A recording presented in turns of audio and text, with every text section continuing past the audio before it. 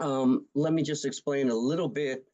I have been to many of your roundtables, and it's always a pleasure. I spend a lot of time. I'm going to Pittsburgh next week.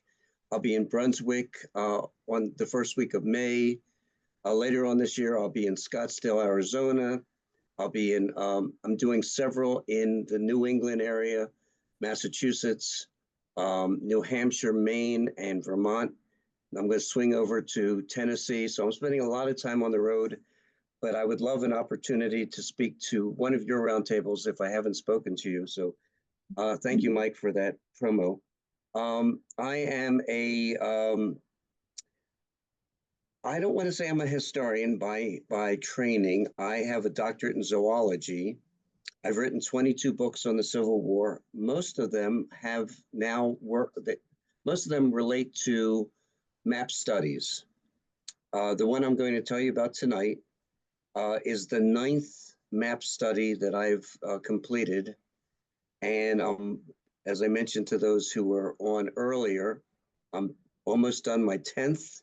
My goal is to map all of the campaigns in the Eastern Theater of the Civil War.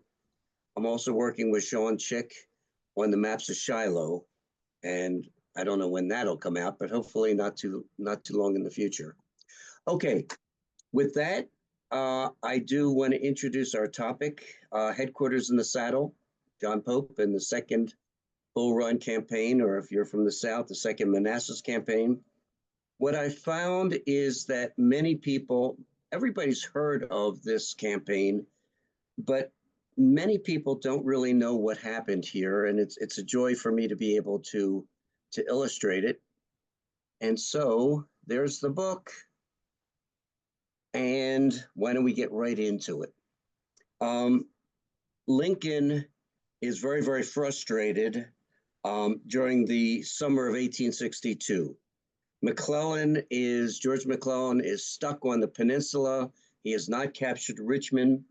Stonewall Jackson has gone wild in the Shenandoah Valley. He's now joined with Lee in defending Richmond. And Lincoln decides that he is going to take 3 corps that were involved in the Shenandoah Valley campaign with Jackson or against Jackson, and combine them into a new army, the Army of Virginia. You can see the various commanders. The First Corps left, Franz Sigel, Nathaniel Banks in the middle, and Irvin McDowell, you know from First Bull Run. It has a strength of about 45,000 men. The goal for this particular army are really threefold. One, remember, Lincoln is always worried about the safety of Washington.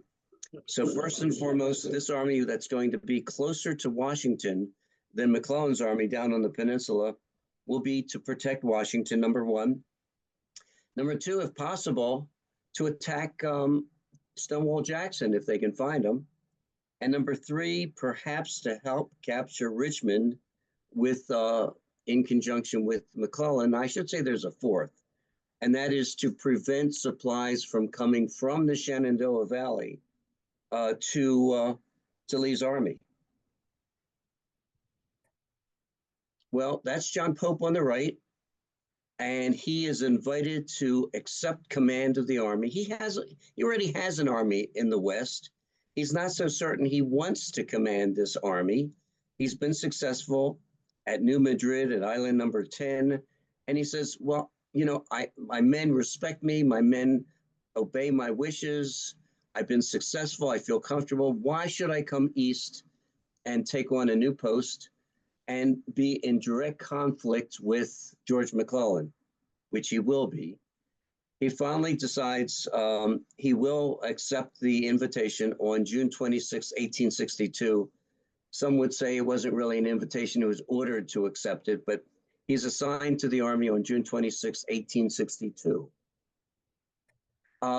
He's had a couple of biographers. One is going to describe him as quick of temper, very impatient. He's rude in manner, with a vivid imagination. And we're going to see all of this during this campaign.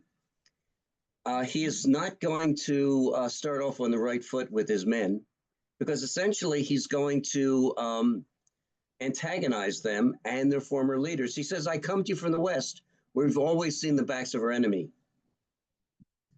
He's denigrated past leaders. They take strong positions and hold them. He says, you know what?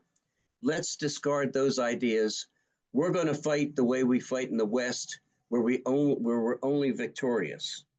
Well, that did not go out very well. And his troops took to calling him or saying that his, quote, headquarters were in the saddle. He's also going to antagonize the Confederates. He issues a number of general orders.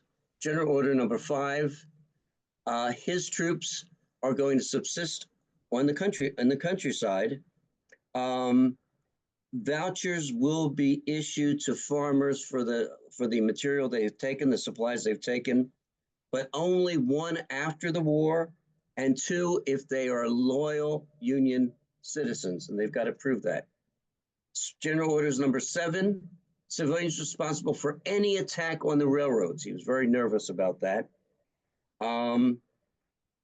And arrest of all disloyal male citizens. In fact, if you are found, if you're a civilian, you could be accosted and told you must give the oath of allegiance to the Union when asked.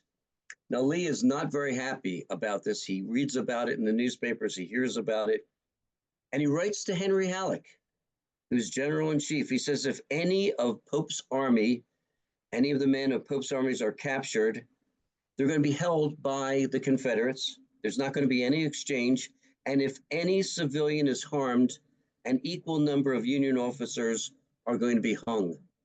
So, he's going to combat Pope fire with fire. And immediately there's going to be a clash with McClellan. Both of these men are very aggressive. They're very, very ambitious. And both of them want the other's command to be incorporated into their own. So we're going to see that's going to be a problem all through this campaign. So the first couple maps, as you can see, hopefully you can see these maps. And hopefully, can you see my cursor moving around here? Mike, do you see my cursor? Yeah. Okay, good. I'll make sure. Okay. So what happens here is that Lee is very worried. Here's McClellan, here's Lee. They're on the peninsula of Virginia. And imagine one of his concerns is if this new army begins moving down and attacks Lee in the rear while McClellan's attacking in the front. That's giving him agita. And he decides to counter this by sending Stonewall Jackson with 2 of his divisions up to Gordonsville. And he's going to do that on July 19th, 1862. He only has 2 divisions, only 19,000 men with him. Remember, Pope has 45,000, so he's immediately outnumbered. That doesn't bother Stonewall Jackson. He will later, not that long after, he will then send A.P. Hill's division over to Jackson. Now, A.P. Hill had been in Longstreet's corps, and Longstreet and A.P. Hill did not get along very well, so it was a way that Lee could solve one of the problems, and that is the fighting between Longstreet and A.P. Hill.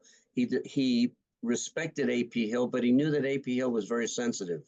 He needed to get him away from Longstreet, and he's going to do it by sending him to Jackson. And he says to Jackson, listen, this is a talented division commander, but you need to treat him with respect. You need to tell him your plans. You can't keep him in the dark, etc.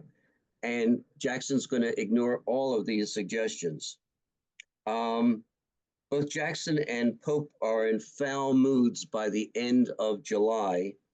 For Pope, he's going to be, for the first month, he doesn't leave Washington. He joins his army on July 29th, and he hadn't really observed them. He had gotten reports from his corps commanders saying that they're undersupplied, they're not very well disciplined, etc. And when he saw them in the field, he said, oh my gosh, this is not an army ready to fight. Jackson's having his own set of problems with his subordinates. Now, if you look on the left, what Pope is doing is he's consolidating his three corps around Front Royal because they were pretty well dispersed, and then he's going to disperse them to different areas, one to protect Washington, etc.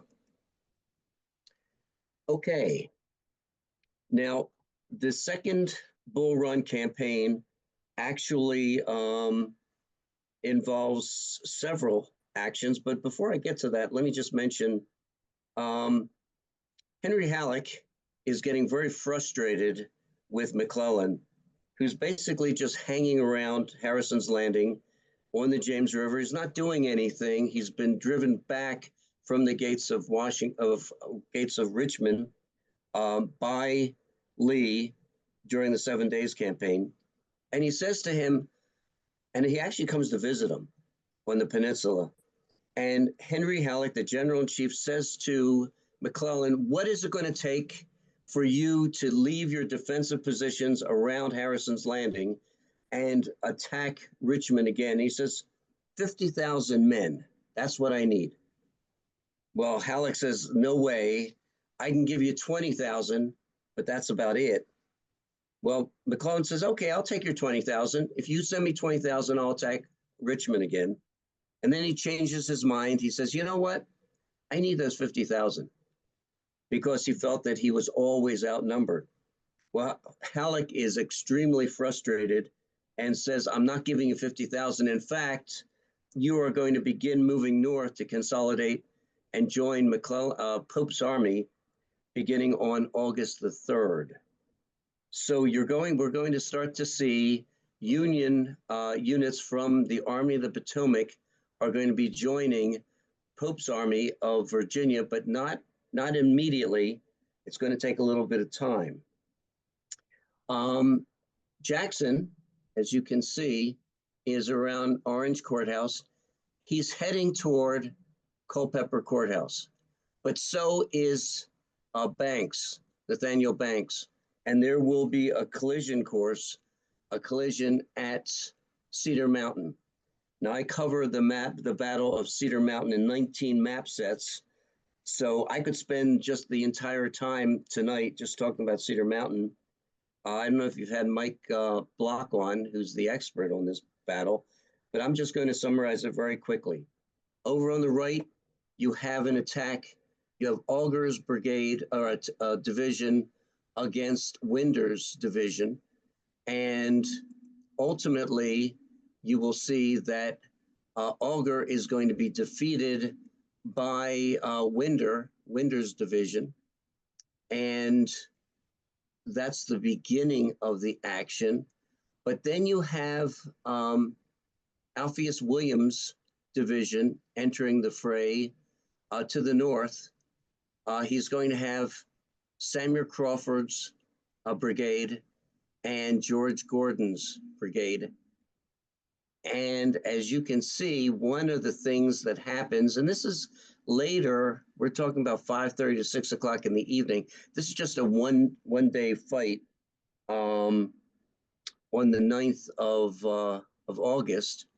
But Crawford's brigade will crash into Winder's men and totally defeat them. I mean, drives them back. And then, as you can see, will continue driving them south and will begin to drive these Confederates away from their position, the ones that had defeated Auger. So this was one of the more successful attacks during the war. Crawford's brigade really decimating many of Jackson's men. Well, a little bit later on, 6:30 to 7, you have A.P. Hill now beginning to arrive. You can see Branch's brigade. You can see James Archer's brigade. They're entering the fray. They're going to stabilize the line, as you can see. They're going to end the successful attack of Crawford. But now you have George Gordon's brigade attacking, and ultimately they will drive Gordon's brigade back in defeat. And then the last action will be later in the evening when Ewell, who was Ewell's division that was occupying really the base of Cedar Mountain, it was not in action. It's going to begin moving toward the Union left flank and will drive in Greene's brigade. Nightfall is going to put an end to the fighting. It was a sharp battle. It's a Confederate victory. And Pope is going to criticize Banks. In fact, Banks's corps will not be involved in the rest of the campaign. He was very, very unhappy with Banks because Franz Sigel's corps was very close in proximity. And rather than waiting for Sigel's men to be in position, Nathaniel Banks is going to rashly attack and is going to be beaten. John Hennessy, who is an expert on Second Bull Run, will criticize Jackson for how slow his march was to the battlefield. And he said some careless deployment. But he compliments Jackson for beginning to take some of the starch out of Pope's sails, because Pope thought that he was invincible, and for the first time, he's going to be tasting defeat. So that's a real fast overview of Cedar Mountain in the beginning of the early part of August.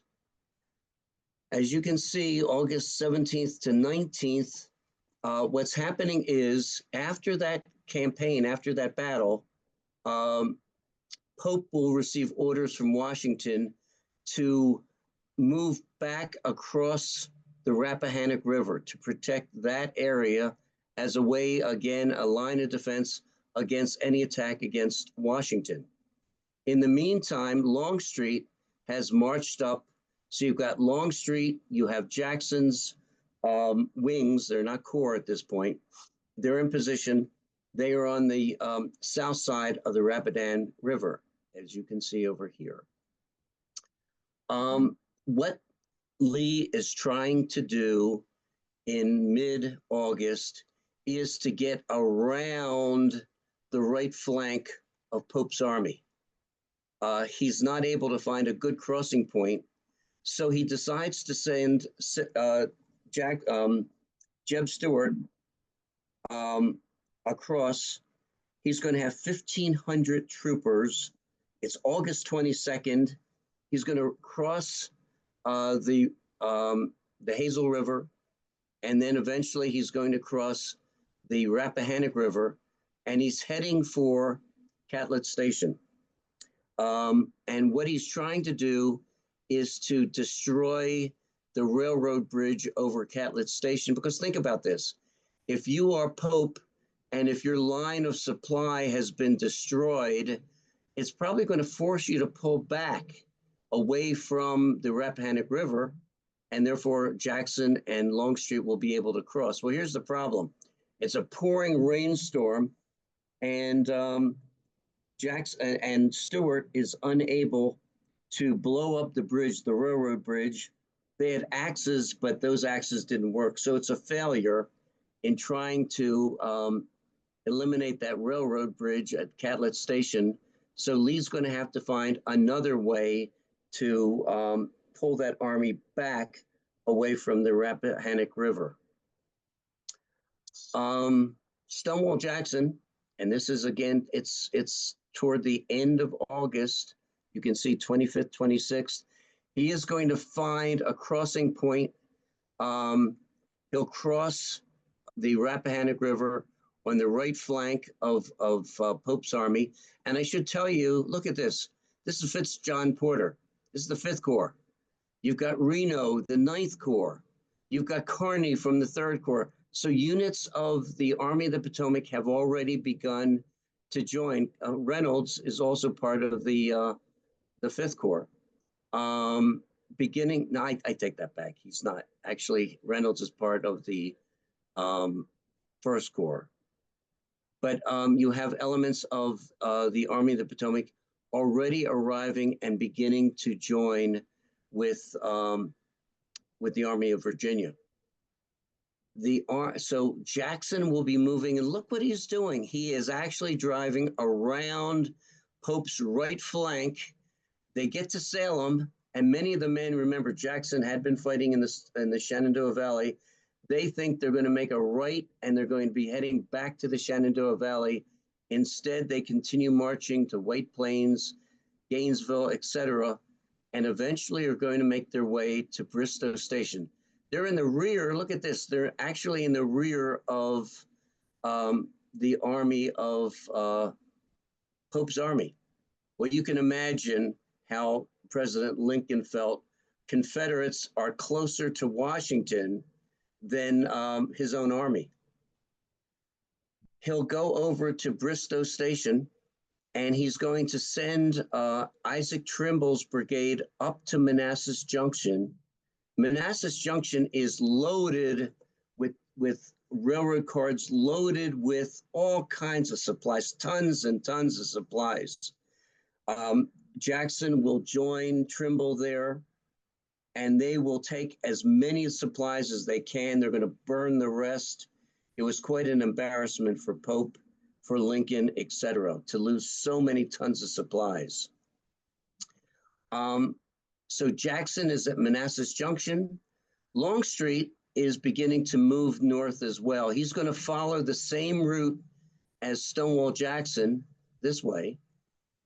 Well, with Jackson behind, obviously, the entire Army of Virginia, Pope's Army, and the Army of the Potomac, those units will begin to follow, and they're going to try to catch up with Jackson.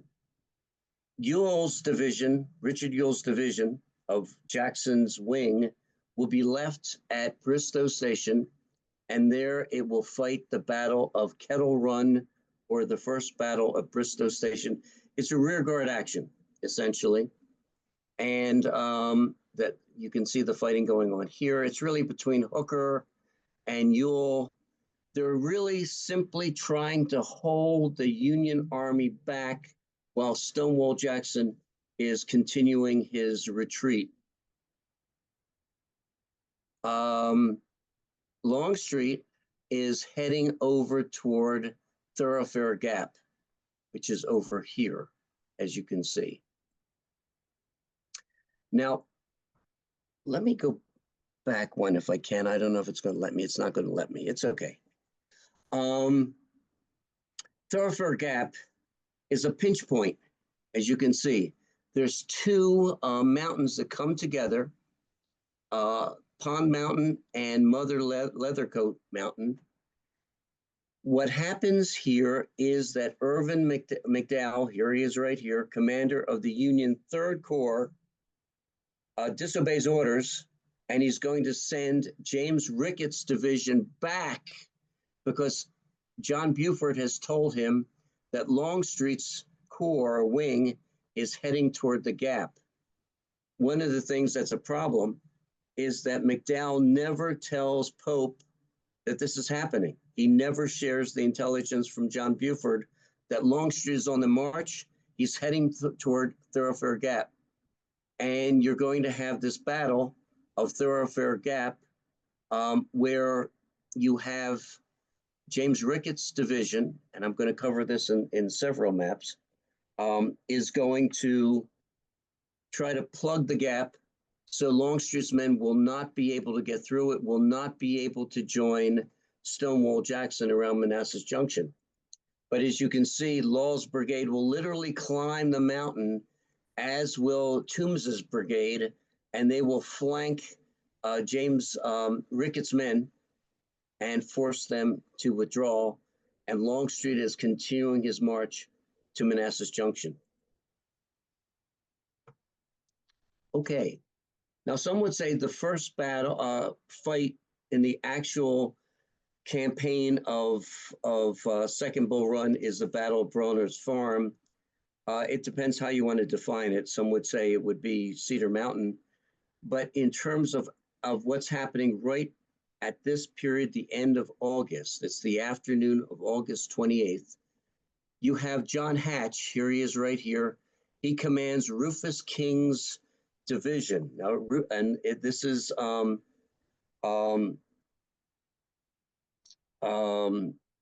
Rufus King's division. Rufus King is not able to command his division. He's an epileptic. And whenever there's a stressful situation, he has an epileptic attack. So this man, John Hatch, who's a brigade commander, will take over this division. They're simply marching along the Warrington Pike toward Groveton. They have no idea that Stonewall Jackson has aligned his corps along the unfinished railroad, as you can see. And they would just continue marching along, except Jackson will open fire with his artillery. And that immediately alerts Hatch. And it's interesting, you're going to have John Gibbon, and Abner Doubleday are going to confer because their men are going to get plastered by the Confederate artillery. They're going to confirm, and they decide the best approach would be for them to attack. They don't know who's in front of them, but they're going to attack. And who's in front of them is Tolliver's division right here. And they will deploy around Bronner's Farm. It's really 3 Confederate divisions against 2 Union,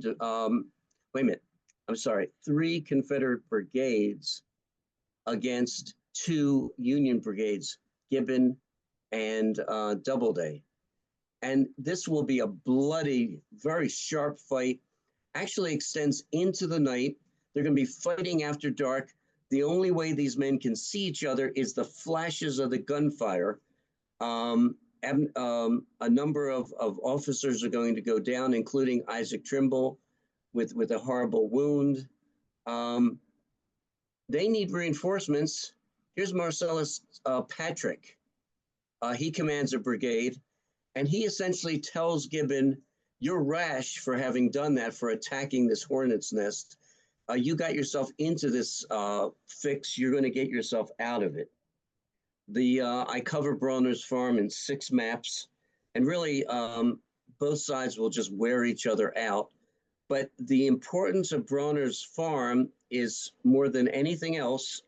It fixes the position of Stonewall Jackson's wing along the unfinished railroad. And what happens then is, because they know it is along the unfinished railroad, the rest of the Army, this again, Reno, this is the 3rd Corps, Hooker and Kearny. You've got Porter, Fitzjohn Porter, you got Ricketts. They're all converging on Stonewall Jackson. And this fight, this is really a 2-day fight. It's going to begin on the 29th of August, and it will continue into August 30th. Here's the initial fighting. Early in the morning, this is Stonewall Jackson's line. Look at this line, almost continuous along the unfinished railroad.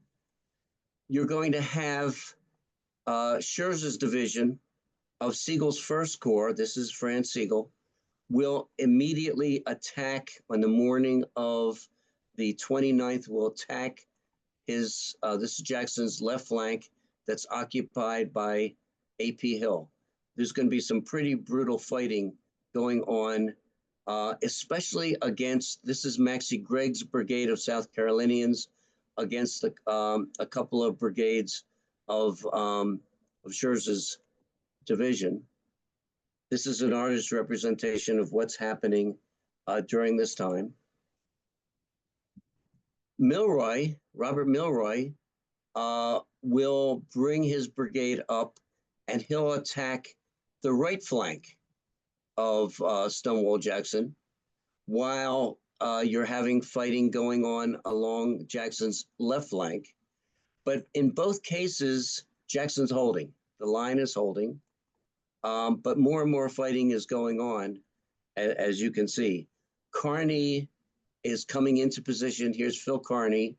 So you're having reinforcements coming up during the morning of the 29th. Franz Sigel, there's going to be some really intense fighting going on during the morning.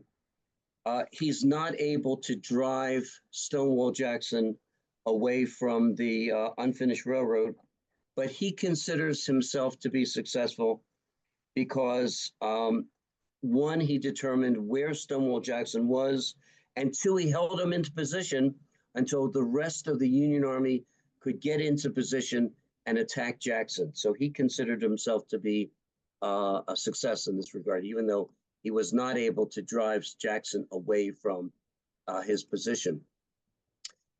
Well, Longstreet has gotten through Thoroughfare Gap, and he's marching to the battlefield. He's actually going to arrive at 10 o'clock, between 10 o'clock and 11 o'clock in the morning of August 29th, and he has about 30,000 men.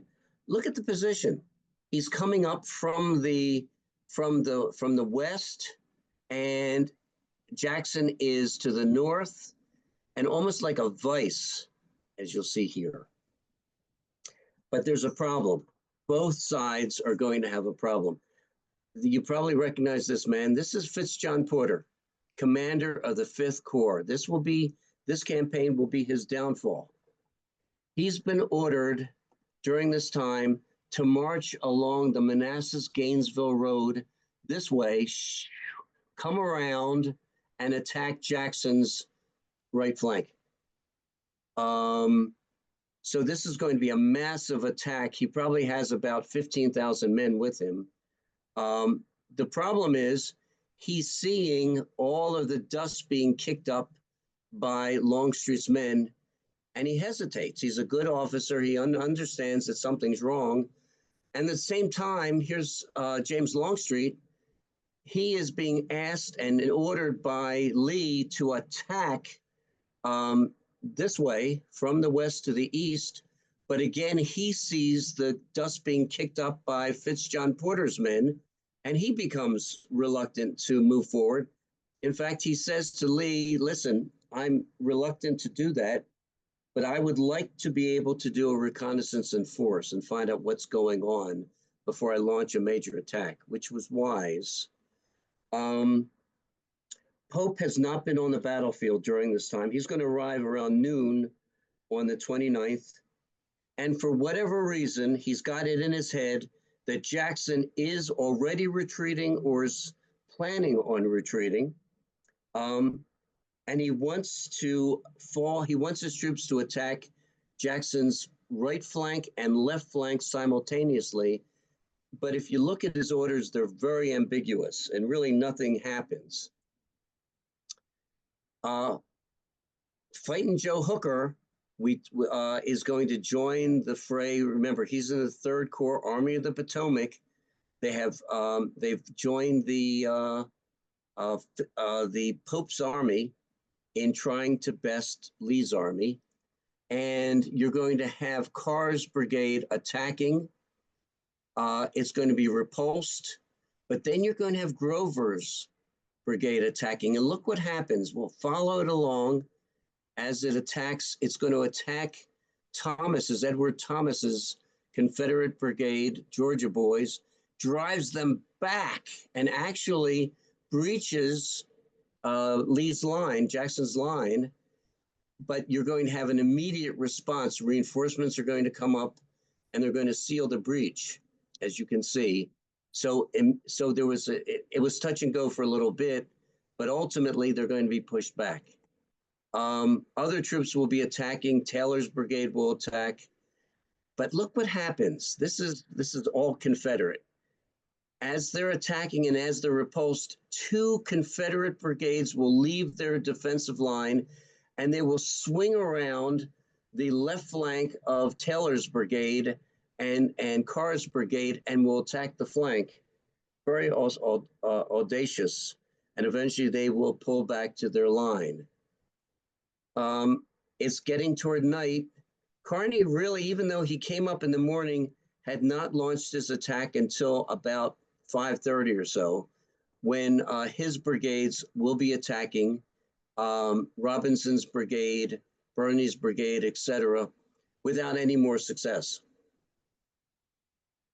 Now, what's going to happen is that Pope will send Fitzjohn Porter here a direct order to attack Jackson's line at 4:30 in the afternoon. That's when the orders go out. But Porter does not receive the orders until 6:30. And Pope is furious with him, thinking that, he's a McClellan man. He wants him to fail. And this is going to be the beginning of his downfall, because Pope needs a scapegoat, and it's going to be Fitzjohn Porter, as you can see over here. Okay. Reconnaissance in force. Remember, Longstreet asked for that, this delay. Lee will reluctantly allow him to do it. He's going to send John Bell Hood's brigade and Law's brigade under Hood's division forward along Warrenton Pike, just to find out what's going on there. And they will encounter Hatch's division, which is marching in the same direction. They're going to encounter each other, and there's going to be a collision as night is beginning to fall on the battlefield. Hatch gets the worst of it. He's going to pull back, as you can see. So that was the first day's fighting. It was touch and go for Stonewall Jackson, but he's able to hold his position. Vicious attacks by Pope's men, by some men from the Army of the Potomac, and both sides are preparing for August the 30th, as you can see.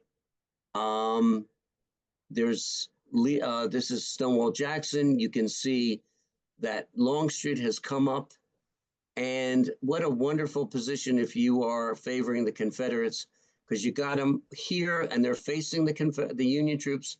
That's what they're concentrating on. They're not concentrating on Longstreet, who can theoretically come and hit them right in the flank. Porter will finally get into the fight during most of the morning. They're going to be just spending time just planning. And the actual fighting actually begins not until a little bit later into the afternoon. Fitzjohn Porter will finally attack with his 3 divisions, and will crash into Stonewall Jackson's right flank, which is running out of ammunition. The men are exhausted. And some Louisiana boys from Stafford's brigade literally will run out of ammunition. And we all know about this story, where the Confederate soldiers will pick up rocks and throw it at the Yankees. And the Yankees, what do? They throw it right back at the rebels. So it's desperate fighting that's going on here. And eventually, Porter's men will not be able to push Stonewall Jackson's men back, and they're going to be retreating, as you can see here and here. So they're retreating as Longstreet is preparing his men for a massive attack against Pope's right, his flank. So here he is. Here is Hood's division right here. It's going to outpace Law's division, but look at all of these other men in Longstreet's wing who are ready to be thrown into action. Hood's men and Hood himself, very aggressive. He's going to push them in front of everyone, and they will smash into Gouverneur Warren's brigade on high ground, right over here, just to the east of Lewis Lane, and will drive them back. And some Texans and others will talk about how it looked like a field of flowers, where all of these men in red pantaloons, etc., they look like red flowers that were just lying in the field, dead and wounded. Going to drive them back. The attack will continue, and Hardin's brigade of Pennsylvania Reserves will come down into this high ground, as you can see right here, and Hood's men will drive into them as well and drive them back off of the heights. Several guns of Kern's division will be captured. Captain Kearns will be mortally wounded. And as this is happening, Nathaniel McLean's brigade of Ohio boys from Pope's men are coming into position to try to hold the next ridge. So here's one ridge, a second ridge, a third ridge. And what happens is there will be an attack. But think about this. If you're Hood and Hood's brigade, you've knocked one brigade, Warren's brigade, off of its perch. You've knocked another brigade, Hardin's brigade, off of its perch. And now you're attacking a third. These guys are exhausted. And what happens then is Evans' brigade will enter the fray. But look how open this is. There are massed Union artillery on Dogan's Ridge, which is right around here. They will devastate these men and force them to clump into the woods, as you can see over to the right. But ultimately, you'll have several attacks on McLean's brigade.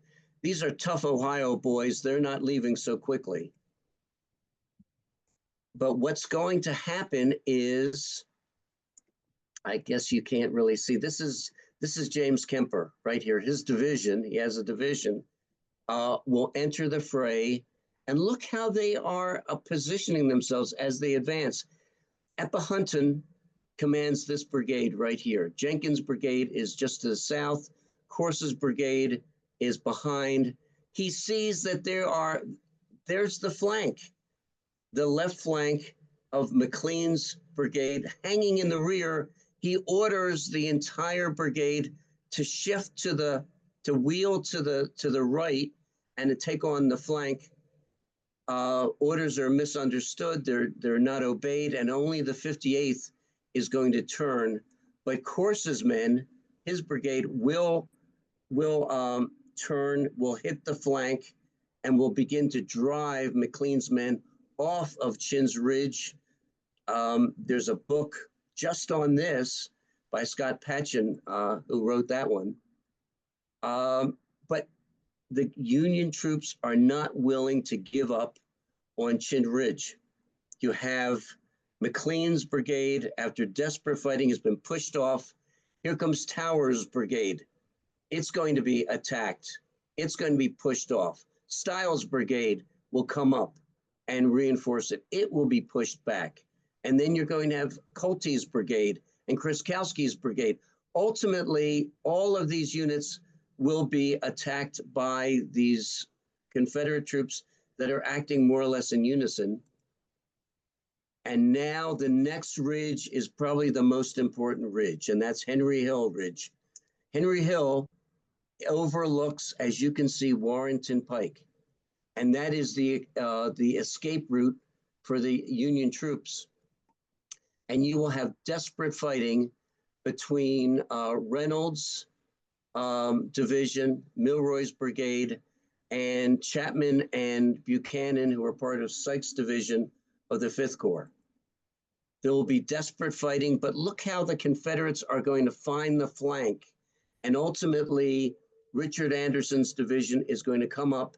It's going to hit the flank, and it's going to drive all of the Union troops off of Henry Hill. And eventually, it's going to force the Union Army into retreat. Now, during this time, especially in the morning and early afternoon of the 30th, observers who were in contact with John Pope thought he looked confused, a little disoriented. He continued to believe that Lee was retreating. He could not believe that Stonewall Jackson was in position and still had a lot of fight in him. And he still didn't really understand that Longstreet was attacking his flank. This is the remnants of the Stone Bridge. You can see the disastrous retreat of the Union Army. And they will fall back to Centerville that evening. And on the 1st of September, you'll have them concentrating around Centerville. And what does Lee do? He's sending Jackson again on a flank march. He's going to send them down the Little River Turnpike to try to get between the federal forces and Washington. You probably can't see that, but here he is moving in this direction. They've thrown Hooker and some other troops in front of Jackson, and the Battle of Chantilly will occur in a driving rainstorm. I mean, it is thundering, it's lightning, it's torrential rain, and you have the fighting going on between Jackson, who's trying to get around the Union Army, and this is Stevens, Isaac Stevens. Jesse Reno is ill, and so Stevens is going to be taking over the Ninth Corps. And he'll send his own division in to attack. There's going to be some bloody attacks against A.P. Hill's division that is behind a fence, as you can see. Ultimately, you're going to have Kearny coming in, the same result. By the end of the day, the Union troops have been defeated, and the cost has also been 2 Union generals. Isaac Stevens the men almost begged him, do not ride forward, he's trying to rally his troops. He's trying to get them back into the fight. They beg him, don't grab the flag. He grabs the flag on his horse. He's riding forward. Follow me, men. He's going to be cut down by a hail of bullets. Kearny, on the other hand, was denigrating a Massachusetts unit that had been involved in heavy fighting. When Kearny got back onto the battlefield, he sees this Massachusetts regiment not engaged, and he says, you guys, you got to go forward. You've got to attack the enemy. And they said, the enemy is too strong up ahead of us. We can't do it. Kearny says, that's not the enemy. He rides forward and realizes to his horror that indeed there are Confederate forces in front of him behind that fence. He puts his head and his body against his horse and gallops away, and a bullet is going to find him and actually just kill him during the battle. So to wrap up, the losses at Cedar Mountain, at Kettle Run or Bristow Station, Thoroughfare Gap, they were fairly minor. Second Bull Run, you can see the disparity. Chantilly, a fairly small battle, but look at the disparity in numbers between 18,000 for the Union and only about 9,000 for the Confederates. Finally, Pope has to explain to Henry Halleck and Lincoln what's going on. He says that his men are badly demoralized when they join me because they've been beaten up time and time again by Stonewall Jackson. And there's an intense idea, excuse me, among them that they must get behind the entrenchments. Where are the entrenchments? Washington. They are rushing back to get into Washington. Well, you have this uneasy relationship. McClellan is losing his army. Corps by corps has been removed from the Army of Potomac. They're being sent to Pope's army. And McClellan is saying, what's going on?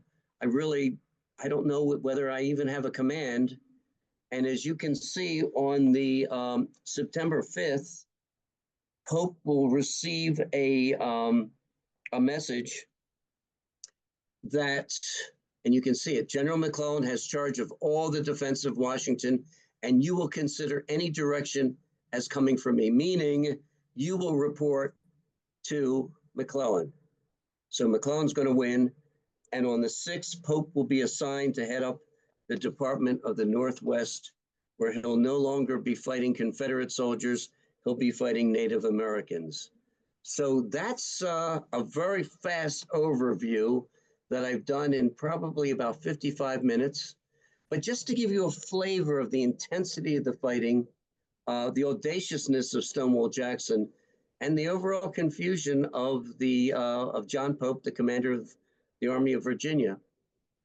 Does anyone have any questions?